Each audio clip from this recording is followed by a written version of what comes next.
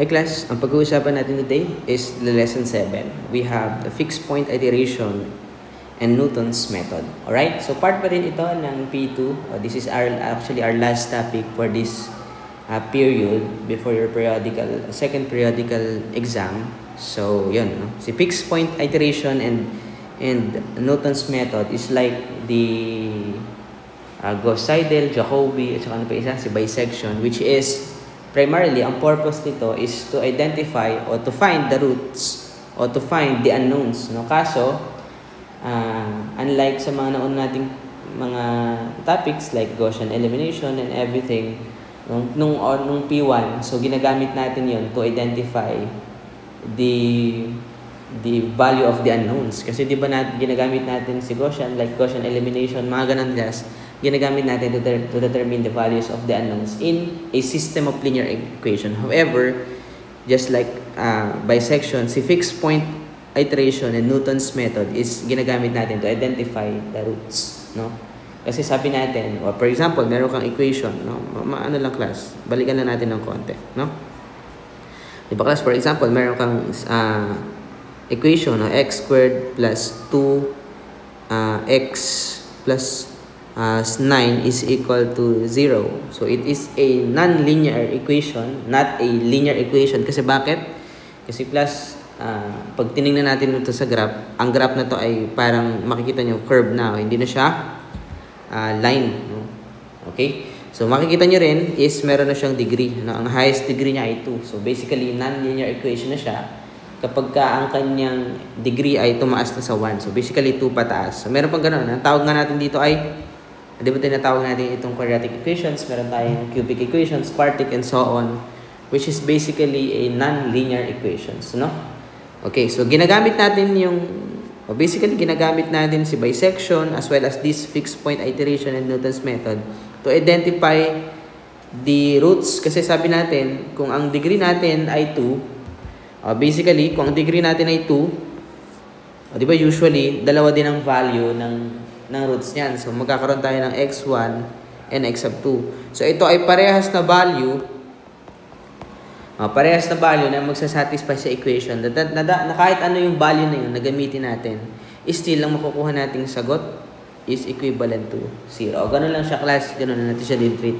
Basically, parehas na value na yan ay generally accepted. Kasi nga, they both satisfied the equation. No? Alright, so ganun ang general purpose, just like bisection, ganun din si fixed point iteration and Newton's method, no? Hinahanap niya kung ano yung value ng roots natin. Alright? So hindi lang ganito, meron tayong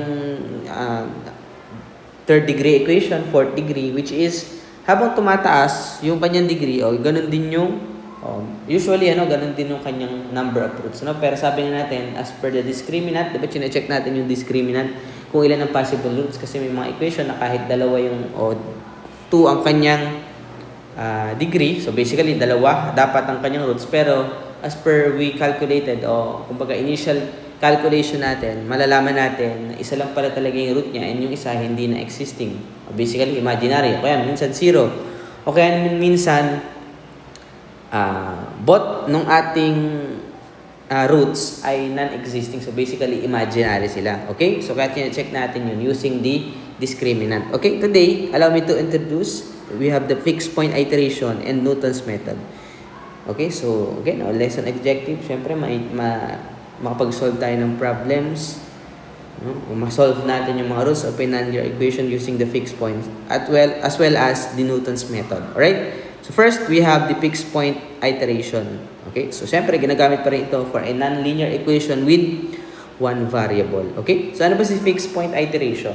The transcendental equation f of x is equal to 0 can be converted algebraically into the form of g of x. Mamaya class, pakita natin kung bakit natin tinatawag na f of x is equal to 0 can be, pwede naman natin siyang i-transform o i-convert into an algebraically form, no? Ito daw, x is equal to g of x. So, basically, i-isolate lang natin yung unknowns. O, ganun lang naman siya, class, ano?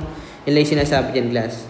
Okay? And then, using the iterative scheme with the recursive relation. So, class, familiar na tayo kay Gauss-Seidel, ano? Sabi natin yung, di ba? Ganun yan, mag-a-assign tayo ng value And then yung value na makukuha natin previously, yun ay papakat natin sa susunod yung value. And then, ganun pa rin sa susunod, paulit-ulit hanggang sa mag-arrive tayo sa true solution o true roots ng ating hinahanap na value ng roots. Alright? So, ganun din class, no? Una, i-express natin siya o i-isolate natin yung unknowns. And then right after that, mag-a-assume na tayo ng values. Ano? Kaso dito, di ba class, ang pag-a-assign ng value ito, isa lang class. Mag-a-assign lang tayo ng initial value.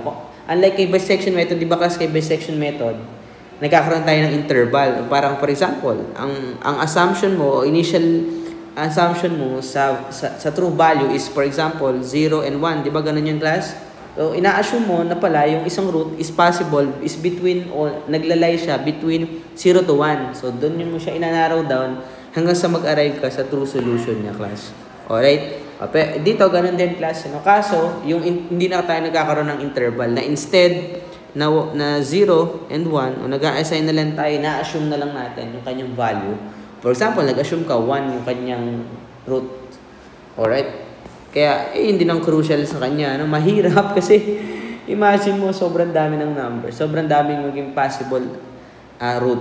No? Medyo mahirap mag-assign. Yun naman ang tricky sa kanya. Pero, to give you an overview class, binibigyan naman tayo ng initial value na, ano? And tsaka natin ina-narrow down using the fixed point iteration. Alright? So, ganun lang yung class. Okay? So, the fixed point iteration, yun daw sabi class, using the iterative scheme with a recursive relation x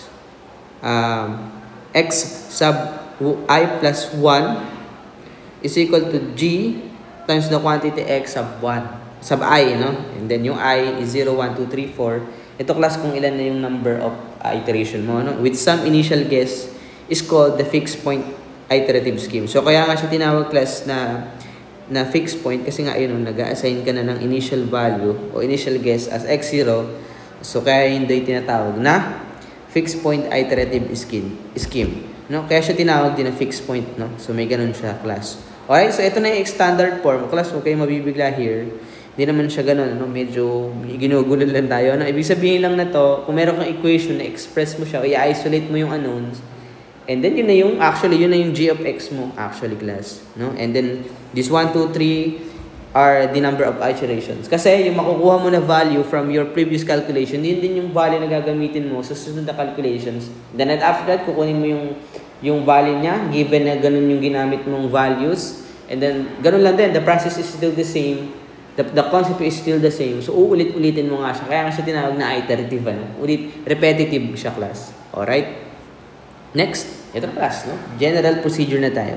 Find an interval I that you know to contain the solution R to the equation. So basically, mag-a-assume ka lang. O sabihin mo, assume mo lang na yung root number 1 niya ay, for example, 1. O, okay na yun, class. Mag-a-assign ka na lang muna ng ito nga kasi class ang medyo sa kanya, ang downside ni actually lahat naman halos maski kay bisection yung pag-a-assign ng ating interval kasi sobrang daming numbers na pwedeng mong i-assume, di ba, class? And sabi natin habang lumalayo yung in-assume mo dun sa actual value niya. For example, ang actual value pala niya ay 0.5 lang, pero ang in-assume mo, for example, 50. O di sobrang layo, class, no? Ibig sabihin, habang lumalayo siya dun sa actual value niya, mas nagiging tedious yung process, mas tumatagal yung iteration, no? Compare sa mas malapit na value na ina-assume natin, mas bibilis yung iteration natin na mag-a-arrive tayo sa true solution niya. Yung pala yun, class, no? And then sabi dito, transform the equation to the form x is equal to g of x. So basically, ang sinasabi lang naman here is i-transform o yan na daw natin.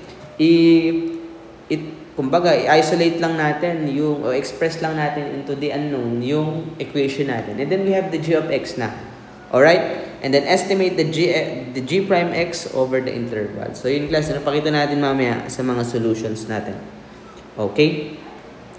So next, sabi doon, if g of x less than 1 over the interval, then use, ito na yung mga, kumbaga, parameters natin to consider. And then otherwise, choose a new transformation x is equal to g of x and begin again. So sabi natin, class, di ba, for example, balik tayo sa kanina. For example, ito yung given natin, ano class? Sabi natin, since ito ay second degree, pwede natin i-assume na dalawa ang value ng root niya. Dalawa yung value ng x. So, meron tayong x sub 1 and then x sub 2. Alright? So, kung may x sub 1 and x sub 2 tayo, saan natin kukunin? Sabi natin, di ba, gagawa tayo ng equations kung saan i-express natin yung equation natin into g of x. Sabi natin, kasi nga dalawa yung kanyang value o dalawa yung kanyang root. So basically, dapat dalawang equation din yung mabuo natin. Two different equations din. So, sa dalawang magkaibang equation na yun, doon natin palalabasin yung root na hinahanap natin. Si root number 1 at si root number 4. Alright? Okay. So, yun. No? Actually, yun na yun nataklas no? So, mamaya na natin ito pasadahan yung notes on convergence. Okay? So, yun. Sample problem naman pala tayo, mabilis lang, So, sabi dito sa sample problem number 1, siguro yung sample problem number 1 is sa next video na lang class. Okay?